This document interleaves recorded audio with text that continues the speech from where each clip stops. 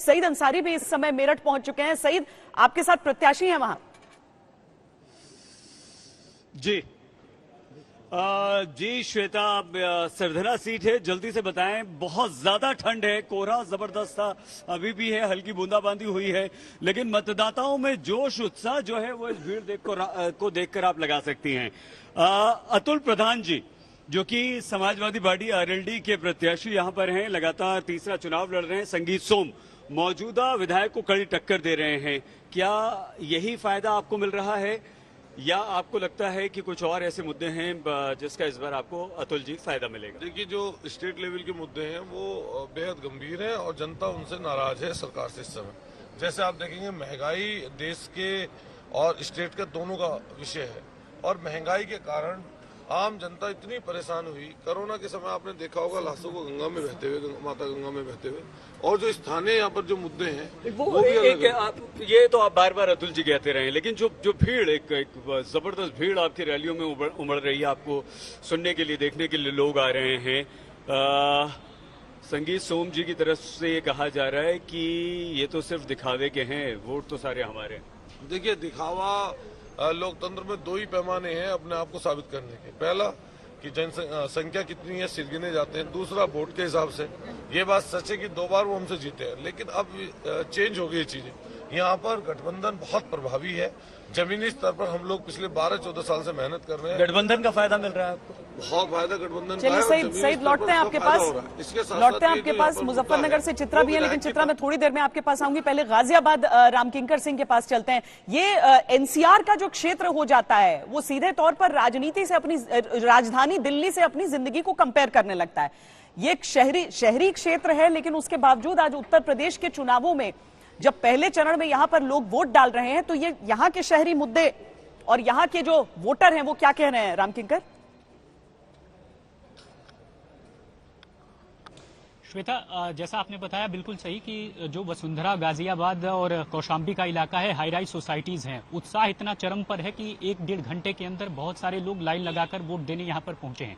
अगर मुद्दों की बात करें तो जैसा आपने देखा कि पश्चिमी उत्तर प्रदेश में जो मुद्दे थे वो मौसम आधारित ज्यादा थे, यानी गर्मी ठंडी की, और साथ ही साथ, लेकिन जो पश्चिमी उत्तर प्रदेश का ये बेल्ट है, यानी गाजियाबाद का साहिबाबाद विधानसभा सीट, आपको याद होगा कि यही कुछ ही दूरी पर जो है किसान आंदोलन हुआ था, और ऐसे में किसान आंदोलन का मुद्दा बिल्कुल अहम है। लेकिन यहीं पर कैलाश मानसरोवर भवन भी है, जो कि मुख्यमंत्री ने बनवाया था, सियासी सरकार ने बनवाया था। तो इस हिंदुत्व के और विकास के मुद्दे पर, और साथ ही साथ जो एलिवेटेड रोड यहां पर बनाया गया है, उसको लेकर के यहां से साहिबाबाद से सुनील शर्मा उतरे हुए हैं। लेकिन एसपी आरएलडी का गठबंधन है, वहां से जो प्रतिद्वंदी है मुख्य तौर पर वह अमरपाल शर्मा है, और साफ तौर पर एक साहिबाबाद में एक एरिया ये भी है, खोड़ा, जो कि सबसे बड़ा अनऑथोराइज एरिया है, और वहां पर पानी का मुद्दा लेकर आ रहे हैं। तो किस मुद्दे को तरजीह मिली है, ये तो परिणाम पता चलेगा। लेकिन इतना जरूर है कि काफी ज्यादा दिमाग में है। कुछ युवा वोटर्स आए जिनके सामने बेरोजगारी मुद्दा था, ऐसे में कांटे की टक्कर देखी जा रही है। और पश्चिमी उत्तर प्रदेश में ये माना जाता है कि अगर यहाँ पर इस फेज में ठीक ठाक हो गया तो आने वाला बेरोजगारी और साथ में महंगाई का मुद्दा बहुत बड़ा हो जाता है। आगरा चलते हैं, जितेंद्र बहादुर सिंह वहां से हैं।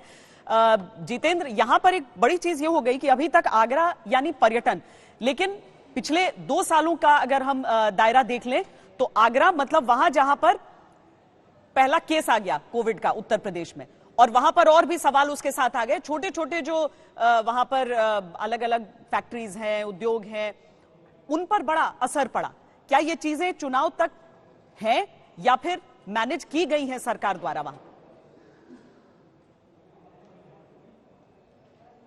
बिल्कुल श्वेता, आगरा की स्थिति अगर आपको बता दें तो आगरा के बारे में बोलते हैं कि उत्तर प्रदेश का ये पर्यटन का गेटवे है, यानी कि यहीं से शुरुआत होती है पर्यटन की उत्तर प्रदेश में, और यमुना नदी के तट पर ये आगरा बसा हुआ है। सबसे बड़ी बात यह है कि अगर राजनीतिक तौर पर देखा जाए तो लोग यहाँ पर ये कह रहे हैं कि 2017 में जिस तरीके से बीजेपी ने यहाँ पर क्लीन स्वीप किया था, तो 2017 से आते आते 2022 तक यमुना नदी का जो पानी है वो काफी यहाँ पर बह चुका है। पब्लिक का यह कहना है कि मुद्दे भी कई उनके जो है वो बदल चुके हैं। उनका ये भी कहना है कि अब अलग अलग मुद्दों के आधार पर वो लोग जा रहे हैं। यहाँ की अगर इंडस्ट्रीज की बात करें तो यहाँ पर विकास उस तरीके से जो जनता का कहना है वैसा नहीं हुआ है। हालांकि यहाँ पर मेट्रो दी गई है, जनता इस बात को लेकर के खुश है। यहाँ पर हमारे पास कई वोटर मौजूद हैं जिसमें से फर्स्ट टाइम वोटर हैं, उसके साथ साथ जो है अभी वोट कास्ट करके आए हैं। ये बताइए, पहली बार आपने वोट कास्ट किया है, क्या मुद्दा रहा है इस बार आप लोगों ने जो यहाँ पर देखा है? बेसिक रीजन मेरे वोट देने का इस समय अनएम्प्लॉयमेंट है, क्योंकि in future I want to be employed, तो आगे का सोचना है तो अभी से स्टार्ट करना होगा ना।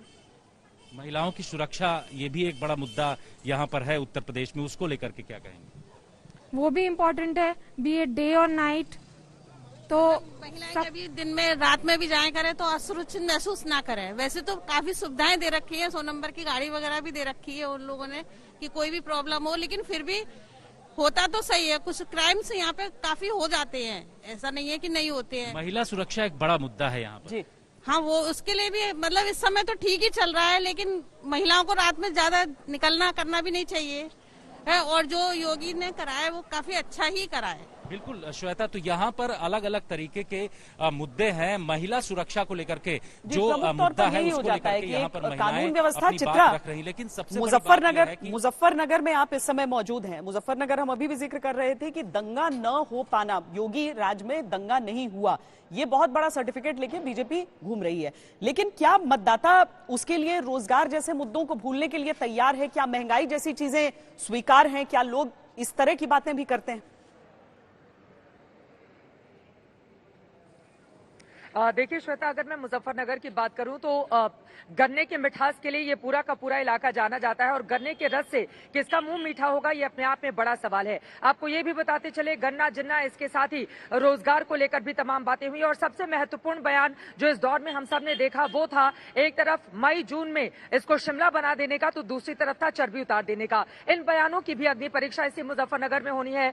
एक तरफ जहां बड़े बड़े नेता संजीव बालियान का ये इलाका है, तो दूसरी तरफ जो टिकैत बंधु हैं उनका भी ये इलाका है। महत्वपूर्ण रहेगा देखना, लेकिन जिन लोगों ने वोट डालिया है जरा उनसे हम जानते हैं मुद्दे कौन से रहे जिनको ध्यान में रखते हुए आप वोटिंग के लिए पहुंची हुई थी। जी मैम। किस मुद्दे पर वोट डाल के आई हैं आप?